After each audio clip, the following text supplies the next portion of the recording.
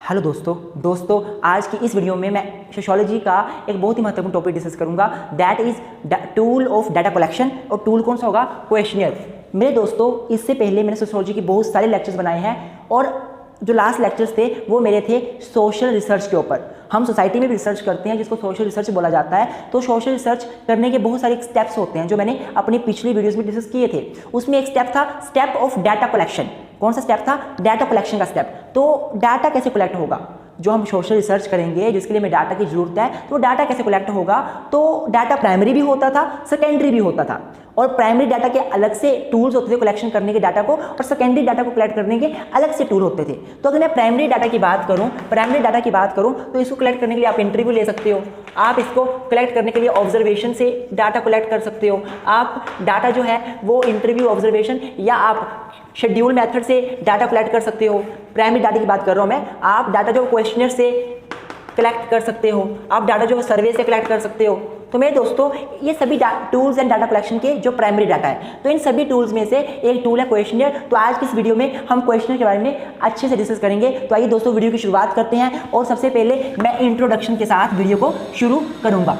तो मेरे दोस्तों, इंट्रोडक्शन मैंने आपको वैसे बता ही दिया, पर मैं दोबारा से बता देता हूं कि we know that in a society we do social research, and for doing the social research we need a data. If we don't have a data we cannot do research. For doing research we need data can be primary, data can be secondary. Primary data means first hand data collected with the help of various tools like interview, observation, schedule, questionnaire, survey, and amongst all these tools questionnaire is one of them.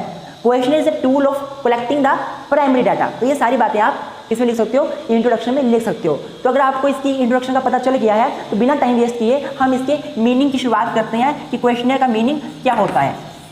तो मेरे दोस्तों, अगर मैं questionnaire की meaning की बात करूं तो questionnaire can be defined as that method of data collection in which a set of questions is prepared. It is that method of data collection in which a set of questions are prepared by the researcher for collecting data, and researcher gives this questionnaire to respondents who fill it and return it to researcher।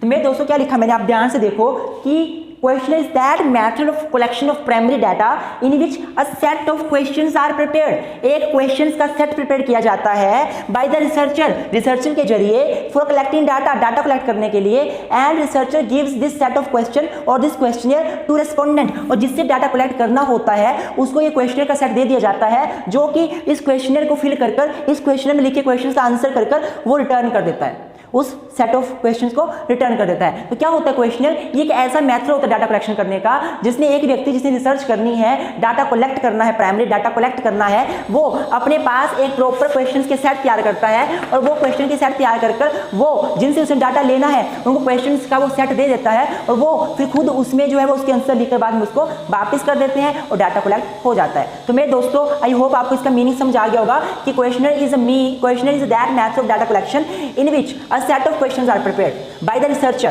for collecting data, and researcher give this questionnaire to the respondents who fill it and return it to the researcher। अब मेरे दोस्तों, आइए एक हम definition भी देख लेते हैं।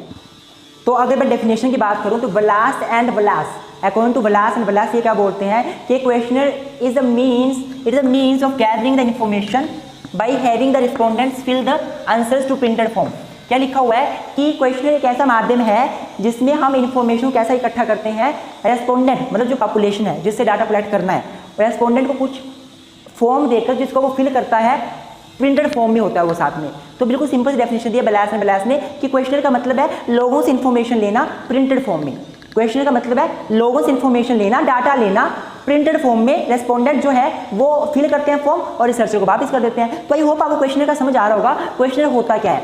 मैं आपको एग्जांपल देता हूँ। आपने बहुत बार अगर आप कहीं होटल में गए हो, आपने खाना खाया हो, तो आपको एक फीडबैक फॉर्म मिलता है, या आपने अमेजोन से शॉपिंग करी हो, या आपने कहीं गूगल पे यूज़ किया हो, या कुछ भी आपने गूगल डीओ जो कुछ भी आपने यूज़ किया ऐप्स को, तो आपको एक फीडबैक फॉर्म मिलता है जिसमें लिखा होता है how much are you satisfied. पहला पॉइंट लिखा होता है वहाँ पे, जैसे एक्सट्रीमली सेटिस्फाई, फिर सेटिस्फाई, फिर एवरेज सेटिस्फाई, फिर नॉट सेटिस्फाइड, फिर एक्सट्रीमली नॉट सेटिस्फाइड। तो ये एग्जाम्पल है क्वेश्चनर का। ये क्वेश्चनर रिएक्टर से जो आपसे फीडबैक लिया जाता है वहाँ पे कि बताइए आप हमारी सर्विस से कितने संतुष्ट हैं, बहुत ज़्यादा संतुष्ट हैं, संतुष्ट नहीं है, बहुत संतुष्ट नहीं है। तो कौन सा आप टिक करोगे? आप किसी एक को टिक कर देते हो। तो ये क्या होता है ये हमारा क्वेश्चनर ही होता है, एक तरह से क्वेश्चनर का एग्जाम्पल होता है। तो आई होप आपको ये समझ आ रहा होगा। अब डिस्कस करते हैं कि एक अच्छे क्वेश्चनर की क्या क्या अच्छी कैरेक्टरिस्टिक्स होती हैं। अगर हमने क्वेश्चनर अच्छा बनाना है तो उसमें हमें क्या बातें ध्यान रखनी पड़ेगी, क्या एक अच्छी इसेंशियल फीचर्स होती हैं एक अच्छे क्वेश्चनर की। तो मेरे दोस्तों, अगर मैं बात करूं कि एक अच्छे क्वेश्चनर की क्या क्या कैरेक्टरिस्टिक्स होती हैं, तो अगर किसी क्वेश्चनर को हमें अच्छा बनाना है, क्वेश्चनर का मतलब एक सेट ऑफ क्वेश्चंस जो प्रिपेयर किया जाता है एक रिसर्चर के जरिए किसी से कुछ इन्फॉर्मेशन लेने के लिए। आपने बहुत बार देखा होगा, आपको फीडबैक फॉर्म मिलता है किसी इंस्टीट्यूशन का, किसी कॉलेज का, किसी एसोसिएशन का, किसी होटल का। वो एक तरह से वो हमारा क्वेश्चनर ही होता है। तो एक अच्छा क्वेश्चन बनाने की जो सबसे पहली जो कैरेक्टरिस्टिक्स है वो ये है कि सीक्वेंस ऑफ क्वेश्चन। मेरे दोस्तों, जो क्वेश्चनर बना रहा है उसको ध्यान में रखना पड़ेगा कि जो वो क्वेश्चन पूछ रहा है वो सीक्वेंस में पूछे। सबसे पहले वो किसी से स्क्रीनिंग क्वेश्चन पूछे, फिर वो उससे सिंपल क्वेश्चन पूछे, फिर कम्प्लेक्स की तरफ जाए, फिर और कम्प्लेक्स की तरफ जाए। लेकिन वो पहले ही अगर उसने क्वेश्चनर में कम्प्लेक्स क्वेश्चन डाल दिए तो जो क्वेश्चनर लेगा वो उसको देखेगा और फेंक देगा, या जिसको क्वेश्चनर मेल किया जाएगा वो पहला क्वेश्चन पढ़ेगा, इतना डिफिकल्ट क्वेश्चन पूछ लिया, वो क्वेश्चन को इग्नोर कर देगा और बोलेगा कौन टाइम वेस्ट करेगा डिफिकल्ट क्वेश्चन का आंसर देने में। तो सबसे पहले आप स्क्रीनिंग क्वेश्चन पूछिए, इंटरेस्टिंग क्वेश्चन पूछिए, उनका इंटरेस्ट बनेगा। फिर आप सिंपल क्वेश्चन पूछिए, थोड़ा और इंटरेस्ट बनेगा। फिर कम्प्लेक्स पे जाइए, टफ पे जाइए, इंटरेस्ट बना पड़ा है वो क्वेश्चन को छोड़ेंगे नहीं, वो रिप्लाई करेंगे। तो सबसे अच्छा अगर क्वेश्चन आपने बनाना है तो क्वेश्चन बिल्कुल सीक्वेंस में होने चाहिए। दूसरा, आप ये बोल सकते हो लिमिटेड नंबर ऑफ क्वेश्चन। मेरे दोस्तों, ये बहुत महत्वपूर्ण है कि जो क्वेश्चंस की संख्या है वो लिमिटेड होनी चाहिए। बहुत ज़्यादा क्वेश्चन ही पूछने हैं। अगर मान लो मुझे रिसर्च करनी है सोसाइटी के ऊपर, इसलिए कि क्या डोमेस्टिक वायलेंस की वजह से वुमेन के ऊपर क्या इफेक्ट पड़ रहा है, और मैं हर एक वुमेन को एक क्वेश्चनर भर के देता हूँ, उस क्वेश्चनर में 50 या 100 क्वेश्चन है, तो वुमेन उसको देखेगी, यार कौन पढ़ेगा इसको, और बाद में फेंक देंगे उसको, मुझे रिप्लाई नहीं मिलेगा। लेकिन अगर मैं 5 या 10 क्वेश्चन पूछूंगा तो तो वो मुझे रिप्लाई जरूर करेंगे। तो क्वेश्चन की संख्या लिमिटेड होनी चाहिए, 10 या मैक्सिमम 15, इतने क्वेश्चन आप रखो अपने क्वेश्चनर में, अगर आपने अपने क्वेश्चनर को एक इंप्रेसिव क्वेश्चनर बनाना है। तो दूसरी फीचर आपको समझ आ गई होगी। तीसरी, आप ये लिख सकते हो सिंपल क्वेश्चन। अगर आपने क्वेश्चनर को अच्छा बनाना है, आपने क्वेश्चनर को इंप्रेसिव बनाना है, तो आप लोगों से सिंपल क्वेश्चन पूछिए। सिंपल क्वेश्चन मतलब आप उतने ही क्वेश्चन पूछिए और उसी लैंग्वेज में क्वेश्चन पूछिए जिसमें लोग समझ सकें। अगर आप बहुत हाईफाई लैंग्वेज यूज़ करेंगे, अगर आप हिंदी में पूछते हो और हिंदी के वर्ड्स ऐसे यूज़ करोगे जो हमारी कॉमन पब्लिक ने कभी सुने भी नहीं होंगे, तो वो सिंपल क्वेश्चनर नहीं माना जाएगा। और अगर वो सिंपल नहीं हुए क्वेश्चन तो लोग उसका जवाब देना अवॉइड करेंगे, उस क्वेश्चन को छोड़ देंगे, वो जवाब नहीं देंगे। तो जितना हो सके क्वेश्चन को सिंपल लैंग्वेज में पूछना चाहिए एक अच्छे क्वेश्चनर के लिए। आई होप आपको 3 पॉइंट समझ आ गए होंगे। चौथा पॉइंट आप लिख सकते हो यूनिफॉर्मिटी। तो मेरे दोस्तों, जो क्वेश्चन आप पूछोगे ना, वो हर एक क्वेश्चन एक दूसरे के साथ लिंक करना चाहिए, रिलेटिव होने चाहिए क्वेश्चन, यूनिफॉर्म होने चाहिए, एक जैसे क्वेश्चन पूछने चाहिए। अगर आप पहला क्वेश्चन डोमेस्टिक वायलेंस के रिगार्डिंग पूछ रहे हो, दूसरा क्वेश्चन आप करप्शन के रिगार्डिंग पूछ रहे हो, तीसरा क्वेश्चन आप पॉवर्टी के रिगार्डिंग पूछ रहे हो, तो क्वेश्चन का कोई मतलब नहीं बनेगा। रिसर्चर जो क्वेश्चन पूछेगा उसका लोग जवाब नहीं देंगे, क्योंकि वो इंटरेस्ट नहीं पैदा नहीं होगा उसमें। अगर आप क्वेश्चंस को रिलेटिवली पूछते हो, एक जो क्वेश्चन पूछा उसके रिगार्डिंग, उसके संदर्भ में उसके ही यूनिफॉर्म दूसरा क्वेश्चन है, उसके जैसा ही तीसरा क्वेश्चन है, उसके जैसा ही चौथा क्वेश्चन है, तो जो जवाब देने वाला होगा वो जवाब जरूर देगा, क्योंकि क्वेश्चन सेम है और वो बोर फील नहीं करेगा। तो यूनिफॉर्मिटी क्वेश्चंस में होनी ही चाहिए। क्वेश्चन एक जैसे सेम रिलेटिव क्वेश्चन पूछने आपने एक अच्छे क्वेश्चनर के लिए। इसके अलावा आप 5वां लिख सकते हो avoid to ask personal question. Avoid to ask personal questions. मेरे दोस्तों, अगर आप एक अच्छा क्वेश्चनर बनाना चाहते हो तो आप एक बंदे से पर्सनल क्वेश्चन कभी मत पूछो। पर्सनल क्वेश्चन पूछने का मतलब है उसकी सैलरी मत पूछो, उसकी इनकम मत पूछो, या उसकी जो है वो क्या उसकी कोई गर्लफ्रेंड है या कुछ ऐसे जो पर्सनल क्वेश्चन होते हैं वो आप उससे ना पूछिए। अगर आप उससे पर्सनल क्वेश्चन पूछोगे तो या तो आपको जवाब गलत मिलेगा या आपको जवाब ही नहीं मिलेगा। तो एक अच्छा क्वेश्चनर बनाने के लिए आपको ये ध्यान में रखना है कि आपको पर्सनल क्वेश्चन नहीं पूछने हैं। इसके अलावा आप एक पॉइंट ये लिख सकते हो, question should be short question, short questions.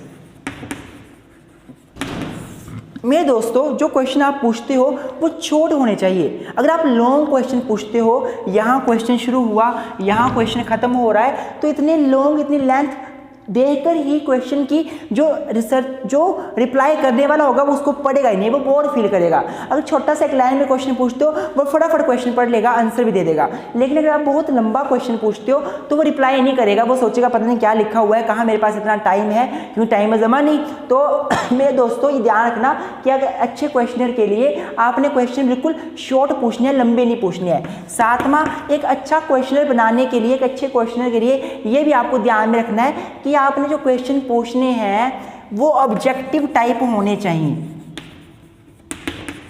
Objective type questions होने चाहिए, सब्जेक्टिव टाइप क्वेश्चन मत पूछो। कोशिश करो कि आपका जो क्वेश्चनर है वो ऑब्जेक्टिव टाइप है, आप उसमें बंदे को ऑब्जेक्ट दे रहे हो, प्रॉपर ऑब्जेक्टिव्स आप ऑप्शंस दे रहे हो, उसमें से कोई एक ऑप्शन सेलेक्ट करना है, बंदा टिक मार देगा, जल्दी टाइम हो जाएगा। लेकिन अगर आप उसके लिखना पड़ेगा उसके ऊपर, तो वो कहीं ना कहीं इसमें जो है वो बोर फील करेगा कि यार कौन लिखे। और ऐसा होता भी है, बहुत बार मैंने खुद अमेज़न में रिप्लाई किया है, फीडबैक फॉर्म भरा है, तो बाकी तो मैं सारे भर देता हूँ, पर सेटिस्फाइड, पुअर, गुड, मैं सारा कुछ लिख देता हूँ। पर जब नीचे फीडबैक के लिए आता है इसमें कुछ लिखिए 300 वर्ड्स में, तो मैं कभी भी फील नहीं करता। मैं क्यों नहीं करता फील? क्योंकि वो सब्जेक्टिव आ जाता है। ऑब्जेक्टिव टाइप पे मैं हमेशा फील करता हूँ। तो बोलना है मतलब जो क्वेश्चन आप पूछते हो वो ऑब्जेक्टिव टाइप पूछो, ऑप्शंस दो, आप आंसर्स दो उसमें, और सब्जेक्टिव क्वेश्चंस को अवॉइड करो। तो ये कुछ एक कैरेक्टरिस्टिक्स हैं हमारे पास जो एक क्वेश्चनर को अच्छा क्वेश्चनर बनाती हैं। अब आइए डिस्कस करते हैं क्वेश्चनर के टाइप, कि कितने टाइप का क्वेश्चनर हो सकता है। तो अगर मैं क्वेश्चनर में टाइप की बात करूं तो क्वेश्चनर में क्वेश्चंस दो टाइप के हो सकते हैं। एक ओपन एंडेड क्वेश्चन हो सकते हैं, एक ओपन एंडेड क्वेश्चन हो सकते हैं क्वेश्चनर के, और एक क्लोज एंडेड क्वेश्चन हो सकते हैं। क्लोज एंडेड क्वेश्चन हो सकते हैं। एक तो जो आप क्वेश्चन पूछते हो वो ओपन एंडेड हो सकते हैं, दूसरे वो क्लोज एंडेड हो सकते हैं। मेरे दोस्तों, ओपन एंडेड क्वेश्चन वो क्वेश्चन होते हैं जिसमें जो रेस्पोंडेंट होता है he is free to answer in his own language, in his own words. He need not to answer in 1 or 2 words, but he can answer in any length, वो किसी भी लेंथ में आंसर कर सकता है। Open ended में क्या होता है, जो रेस्पोंडेंट होता है जिसको हमने वो क्वेश्चनर दिया है, जो भरेगा उसको, respondent is free to answer in his own language, in his own language. वो अपनी लैंग्वेज में आंसर करने के लिए फ्री होता है। इसमें वो यस या नो में आंसर नहीं देता, वो अपनी तरफ से जैसे मर्जी आंसर दे सकता है। मैं आपको एग्जांपल बताता हूँ। अगर मान लो मैं क्वेश्चन पूछता हूँ कि आप हमारी सर्विसेज से कैसे सेटिस्फाई हैं, या आपको ये प्रोडक्ट कैसे हेल्पफुल हो रहा है, तो कैसे हेल्पफुल हो रहा है वहाँ पे बंदे को उस प्रोडक्ट के बारे में अच्छे से बताना पड़ेगा कि ये प्रोडक्ट मेरे यहाँ पे हेल्पफुल है, इससे मुझे ये हेल्प हुई, उसे बताना पड़ेगा। यहाँ पे वो यस नो में आंसर नहीं देगा। तो जब यस नो में आंसर ना दिया जाए, क्वेश्चन ऐसे होते हैं कि उनका आंसर लेंथी होता है बल्कि यस नो में नहीं होता, तो ऐसे क्वेश्चनर को ओपन एंडेड क्वेश्चनर बोला जाता है, ओपन एंडेड क्वेश्चन बोला जाता है। पर अगर मैं क्लोज एंडेड की बात करूँ तो close ended is that questionnaire in which respondent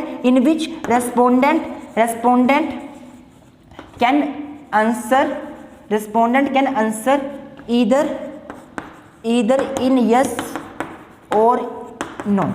इसमें रेस्पोंडेंट या तो यस की फॉर्म में आंसर जो है वो करता है, नो की फॉर्म में, और वो लेंथी आंसर नहीं करता। यहाँ पे रेस्पोंडेंट लेंथी आंसर कर सकता है। उसे पूछा जाएगा कि आपको हमारे होटल में आना कैसे लगा, प्लीज़ थोड़ा सा आप हमें ब्रीफ में बताइए। तो 20-30 वर्ड्स में बताना पड़ेगा, हमें यहाँ पे अच्छा लगा, अच्छा खाना था, कॉस्ट अच्छी नहीं, कॉस्ट ठीक थी, कुछ भी।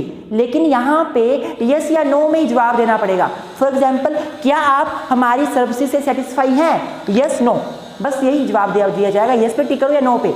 क्या आप हमारे इंस्टीट्यूशन में दोबारा आना पसंद करेंगे?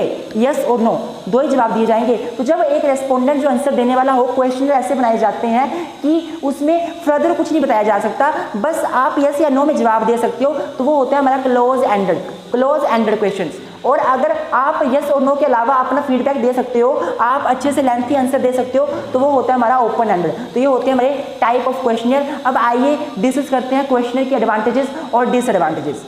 तो अगर मैं एडवांटेजेस की बात करूं तो सबसे पहली एडवांटेज क्वेश्चनर की ये बन सकती है कि it is less expensive method.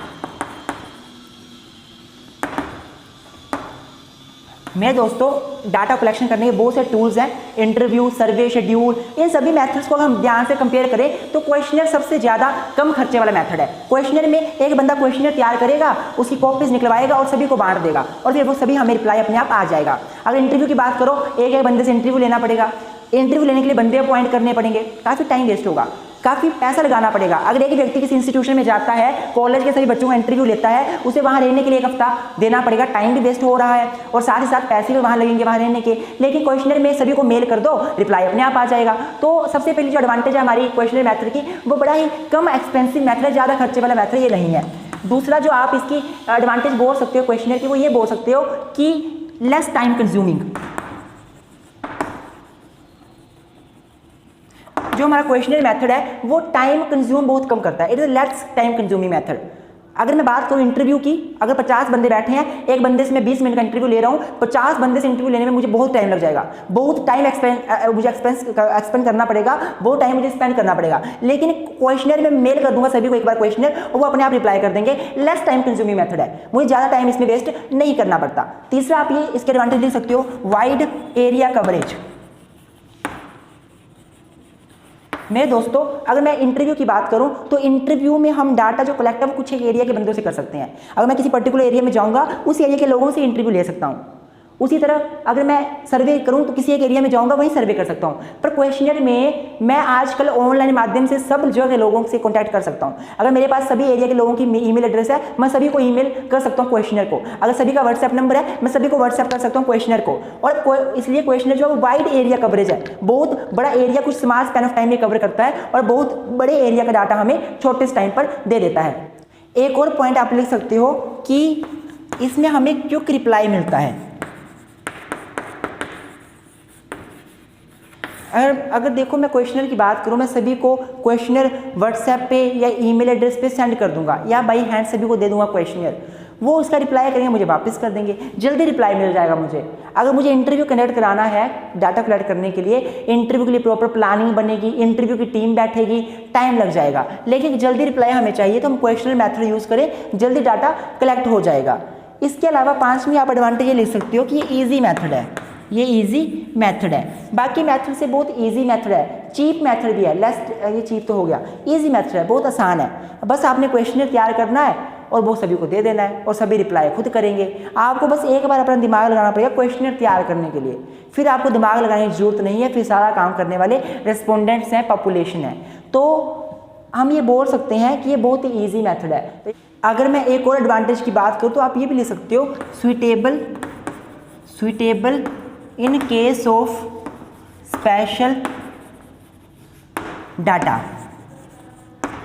अगर आपने कोई स्पेशल डाटा लेना है किसी से तो उसमें क्वेश्चनर बहुत हेल्पफुल होता है। स्पेशल डाटा का मतलब क्या है मेरा, अगर आपने किसी बंदे से पर्सनल इन्फॉर्मेशन लेनी है कि वो मैरिटल है या नहीं है, क्या उसका जो है वो सेक्सुअल इंटरकोर्स कभी उसने किया है या नहीं किया है, या कोई भी बात जो उसकी पर्सनल है, जो वो किसी से ऐसे शेयर नहीं कर सकता, इंटरव्यू के माध्यम से पर्सनल नहीं बता सकता, फेस टू फेस नहीं बता सकता, वो फेस टू फेस शर्म फील करता है वो बताने की, तो वो डाटा आप क्वेश्चनर के माध्यम से उससे ले सकते हो। तो मेरे दोस्तों, आपको एडवांटेजेस समझ आ गई होंगी, अब डिसएडवांटेज को डिस्कस करते हैं। मेरे दोस्तों, हर एक चीज़ के दो पहलू होते हैं। क्वेश्चनर मेथड के कुछ एडवांटेजेस हैं, कुछ डिसएडवांटेजेस भी हैं। तो आइए डिसएडवांटेजेस को डिस्कस करते हैं। सबसे पहला डिसएडवांटेज ये बन जाता है कि method is not suitable for illiterate people. आप अगर क्वेश्चनर की बात करो तो क्वेश्चनर मेथड आपको तभी सुइटेबल है जब आपकी पॉपुलेशन जिससे आपने डाटा कलेक्ट करना है वो लिटरेट है, वो पढ़े लिखे हैं, उनको पढ़ना आता है, वो क्वेश्चनर वो पढ़ लेंगे। लेकिन अगर इलिटरेट पॉपुलेशन है आपकी लिटरेट नहीं है, पढ़ी लिखी नहीं है, वो अनपढ़ है, तो जिसको आप क्वेश्चनर दोगे उसको उस क्वेश्चनर का कोई मतलब नहीं होगा, उसके लिए वो एक कागज़ का टुकड़ा होगा, क्योंकि उसे पता ही नहीं होगा उसमें लिखा क्या है। तो क्वेश्चनर मेथड आप कभी वहाँ पे यूज़ नहीं कर सकते जहाँ पे लोग इलिटरेट हों। अगर मैं इंटरव्यू की बात करूँ तो इंटरव्यू तो आप इलिटरेट बंदे का भी उसकी लैंग्वेज में ले सकते हो, लेकिन क्वेश्चनर आप इलिटरेट पर्सन पे एप्लीकेबल नहीं कर सकते, ये मेथड यूज़फुल नहीं हो सकता। दूसरा आप ये बोल सकते हो डिसएडवांटेज में क्वेश्चनर की कि जो क्वेश्चनर है इसमें पुअर रिस्पॉन्स मिलता है हमें। आपने देखा होगा, आप अगर बंदा कोई 10 क्वेश्चंस बना के भेजता है तो कभी कभी हमें एक भी क्वेश्चन का रिप्लाई नहीं मिलता, कभी कभी हमें 3 ही क्वेश्चन का रिप्लाई मिलता है। तो कहीं ना कहीं पुअर रिस्पॉन्स हमेशा रहता है, हमें लिमिटेड रिस्पॉन्स मिलता है, हमें पूरा क्वेश्चनर भर के वापस नहीं आता, हमें कुछ एक क्वेश्चन ही का ही रिप्लाई मिलता है, पूरे क्वेश्चन का रिप्लाई नहीं मिलता। तो ये भी एक ड्रॉबैक माना जाता है किसका, क्वेश्चनर का।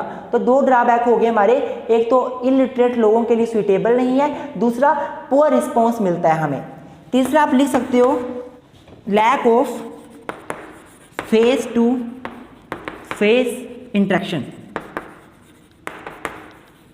तो मेरे दोस्तों देखिए, क्वेश्चनर में क्या होता है, आप फेस टू फेस इंटरेक्शन नहीं करते, आप क्वेश्चनर को मेल कर देते हो या आप बाई हैंड उसको दे देते हो और वो फिल करता है और आपको वापस कर देता है। जो रेस्पोंडेंट होते हैं उसमें फेस टू फेस इंटरेक्शन नहीं होती। जब फेस टू फेस इंटरेक्शन नहीं होती तो आप रेस्पोंडेंट के जेस्चर नहीं समझ पाते, आप रेस्पोंडेंट के पोस्चर नहीं समझ पाते, रेस्पोंडेंट के फेशियल एक्सप्रेशन नहीं समझ पाते। इंटरव्यू में क्या था, आप रेस्पोंडेंट के एक्सप्रेशन समझ पाते थे, या जो रेस्पोंडेंट है वो आप क्वेश्चन क्या करते हो उसको समझ पाता था कि क्वेश्चन करना क्या चाहते हैं, फेशियल एक्सप्रेशन थे। लेकिन क्वेश्चनर में आपका जो क्वेश्चन होगा हो सकता है उसको रेस्पोंडेंट समझ ही ना पाए, अंडरस्टैंड ही ना कर पाए, क्योंकि उसमें लैंग्वेज कुछ ऐसी यूज़ करी हो, आप क्वेश्चन क्या पूछ रहे हो वो उस क्वेश्चन को कैसे किसी और तरीके से ले रहा हो। तो ऐसा हो सकता है ना, lack of face to face interaction, कि फेस टू फेस इंटरेक्शन नहीं होती, जिस वजह से क्वेश्चनर जो है वो प्रॉपरली क्लियर आइडेंटिफाई भी नहीं होता और पॉपुलेशन अच्छे से उसको आंसर भी नहीं कर पाती।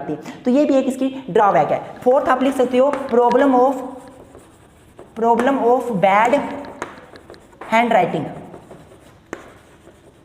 कभी कभी रिसर्चर अपनी हैंड राइटिंग से जो है वो क्वेश्चनर तैयार करता है और उसकी राइटिंग ऐसी होती है कि वो लोगों को समझ नहीं आती। जब राइटिंग अच्छी नहीं होगी, लोगों को समझ नहीं आएगी, तो उसके जवाब वो सही से नहीं दे पाएंगे, या जवाब दे ही नहीं पाएंगे, या जवाब कुछ गलत दे देंगे, या तो जवाब देंगे निछोड़ देंगे क्वेश्चन को वो, या जवाब गलत देंगे। तो ये भी एक बहुत बड़ी प्रॉब्लम है हमारी, डिसएडवांटेज हमारी क्वेश्चनर की। इसके अलावा आप एक और लिख सकते हो, 5वां डिसएडवांटेज, इनकम्प्लीट एंट्रीज।